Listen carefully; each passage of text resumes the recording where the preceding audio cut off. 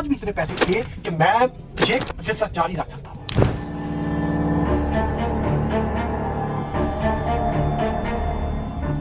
November 1999, Lahore police, accustomed to the busy schedule of work, would receive a letter, a chilling confession. I am Javed Iqbal. I have killed 100 boys. Their bodies are hidden in my house. I will surrender myself soon. The letter contained details about every victim, their names, address, and how they were killed. The letter ended with a chilling detail, an address, 16B Ravi Road. Police wasted no time in knocking on Javed Iqbal's door. But what happened next is almost unbelievable. Faced with their questions, Iqbal raised a gun to his own head and demanded they leave.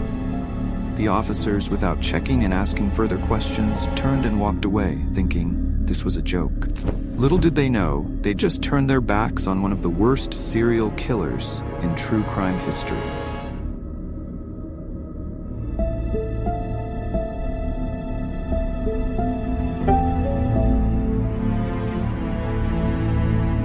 November 22, 1999, a package arrived at Daily Jung newspaper office.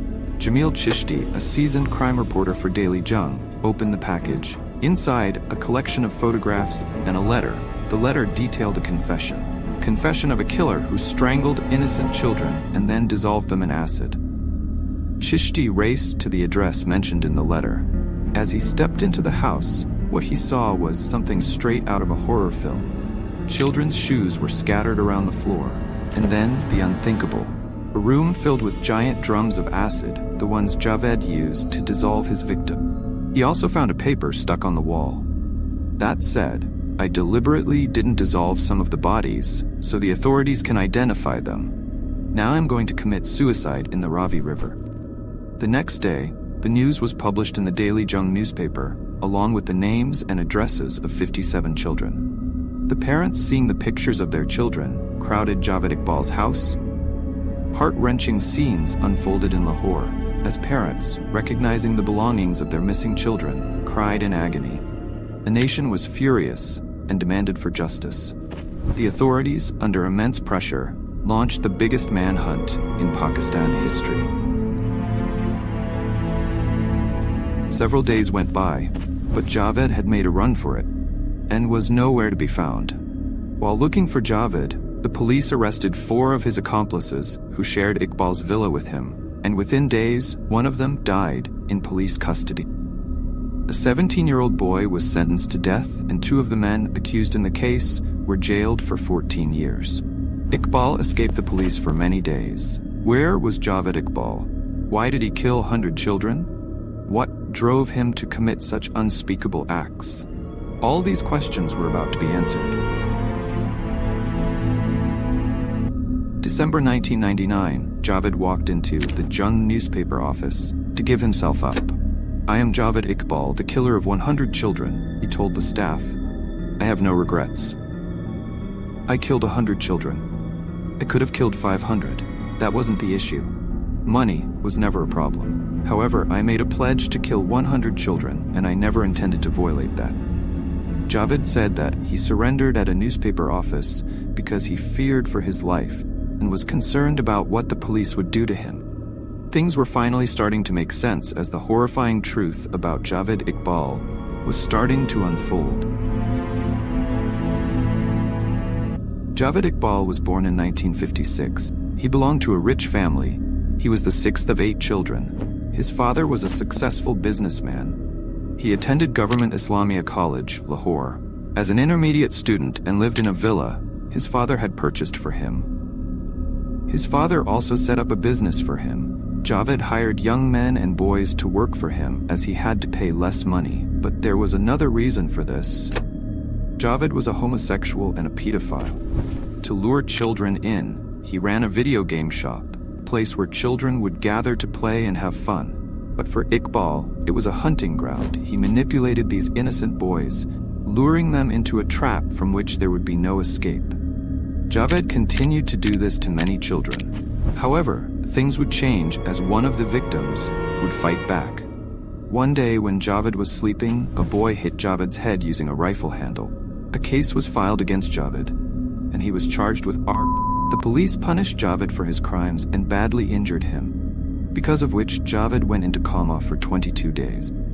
Seeing Javed's condition, his mother's health started to decline, ultimately leading to her demise. His mother's death deeply affected him. Javed regretted not being there for his mother. He thought because of the boy who attacked him, his mother had died. This event sparked hatred for kids in Javed's heart. This is when Javed decided he was going to make 100 mothers cry, just like his mother cried for him. After getting discharged from the hospital, Javed shifted from his villa to a rental house, 16B Ravi Road. And in the span of only 1 year, Javed assaulted and killed 100 boys. He targeted boys aged from 6 to 16, which were mostly orphans and runaways. Javed would first take pictures of these boys. Then he would give them fresh clothes and food. Then he would do unspeakable things with them. And at last, he would strangle them using a chain. After killing these innocent children, he dissolved their bodies in acid.